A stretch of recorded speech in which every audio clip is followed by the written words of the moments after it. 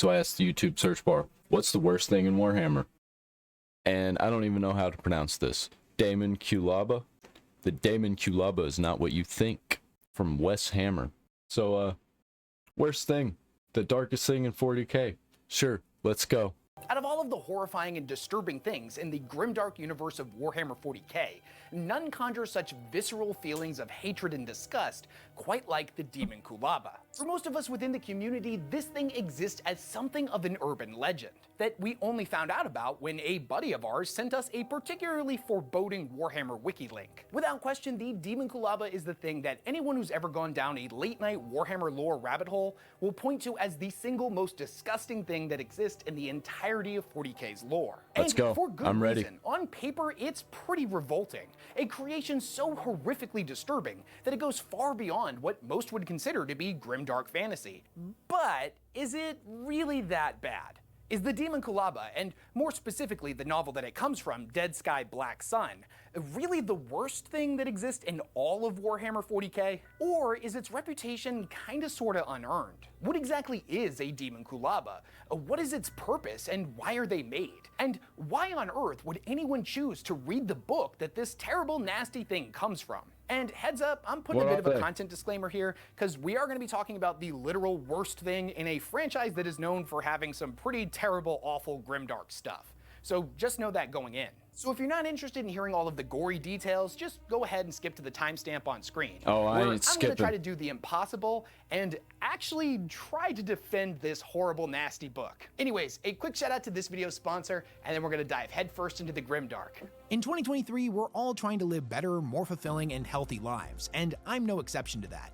I'm a little ashamed to admit it, but after I started doing YouTube full-time, I kinda started slacking off in the health and wellness department. So I finally decided to change that, and the sponsor of this video, AG1 by Athletic Greens, has helped me see a massive improvement in my focus, energy levels, and overall well-being. Not only does this stuff taste great, but it's the first thing that I reach for every morning when I get to the studio, or in the case of this footage, right after a workout. If you're not familiar with it, AG1 by Athletic Greens is a nutritional supplement that helps with immune support, energy recovery, and focus. Before. It combines 9 different health products into a single, easy-to-drink powder that all work together as one, replacing a multivitamin, multimineral, pre- and probiotic, immune support, and much more. This means that it does more for your body while saving you time, money, and confusion when looking at the thousands of different products available on the market today. The AG1 powder is perfect for fulfilling your nutritional needs, as each serving contains 75 different ingredients with components including vitamins, minerals, probiotics, and adaptogens. And most importantly, AG1 is certified by NSF,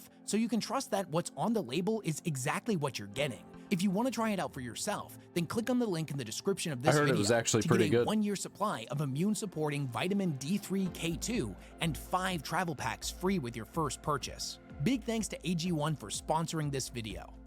The longer you're a part of the Warhammer 40k community, the better your chances are of somebody sending you that dreaded link to the Demonkulaba's wiki page. And maybe you're one of the lucky ones that had enough common sense not to click on this suspicious link.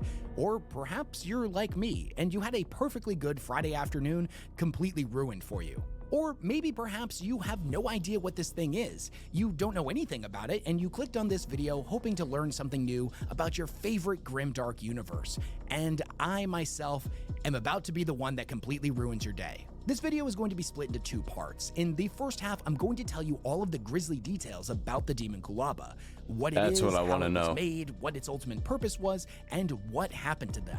And in the second half, I'm going to give you my thoughts on the novel that this terrible abomination comes from, as I think it's kind of earned an unfair reputation, and after having finished it, I gotta admit I actually kind of really enjoyed it. So skip to the timestamp on the screen here if you don't want all of the gruesome details and you just want to hear my thoughts on Dead Sky Black Sun. Okay, final warning, this is your last chance to skip away, as we're just gonna dive right into this thing, fist swinging and balls to the wall. 3, 2, 1. The Demonkulaba were a twisted nightmare construct created by the both at the time newly appointed warsmith Hanzo of the Iron Warriors and his twisted, surgery-obsessed servants from the Dark Mechanicum known as the Savage Morticians. These demonic constructs were created by taking female human slaves captured by the Iron Warriors, who were then handed over to the Savage Morticians, who drugged them deep into an underground chamber beneath Hanzo's fortress, Kalin Gol.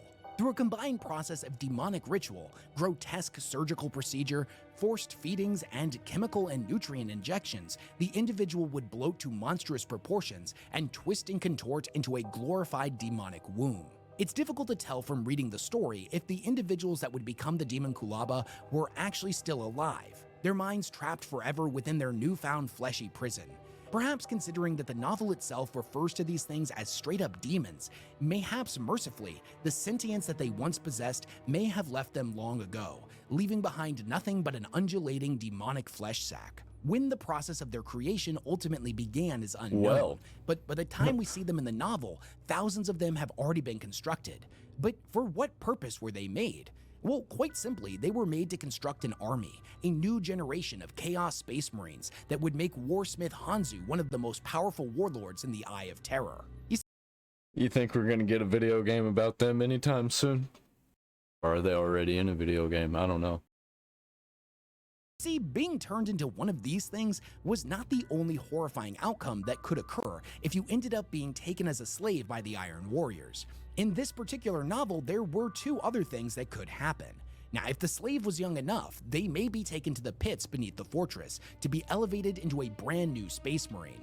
For this to happen, though, they would have to be given to the Demonkulaba, pressed inside its meaty, disgusting embrace before literally being stitched inside. Over an extended period of time, the Demonkulaba would begin to worm its way inside of their body, rapidly accelerating their growth to ludicrous levels and generating in them all manner of different organs that make a Space Marine a Space Marine.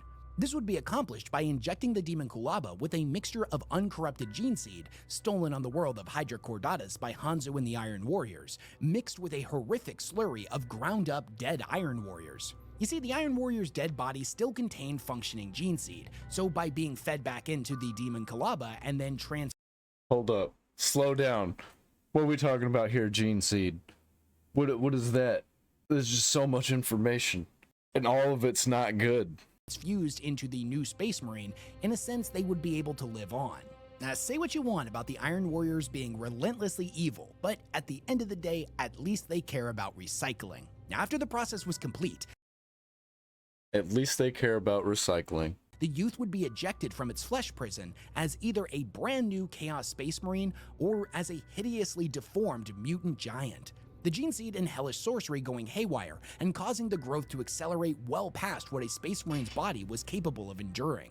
Now, many of these abominations sported extra limbs, ludicrous levels of layered muscle, distended fanged mouths, and all manner of chaos mutation. Whether they were born a mutant or an Astartes, each and every one of these individuals would be born skinless, a glistening pillar of wet, red muscle. If the newborn was found wanting by the savage morticians, they would be flushed out of the fortress through a putrid drain along with all of the viscera, gore, and surgical byproducts of the savage morticians' experiments.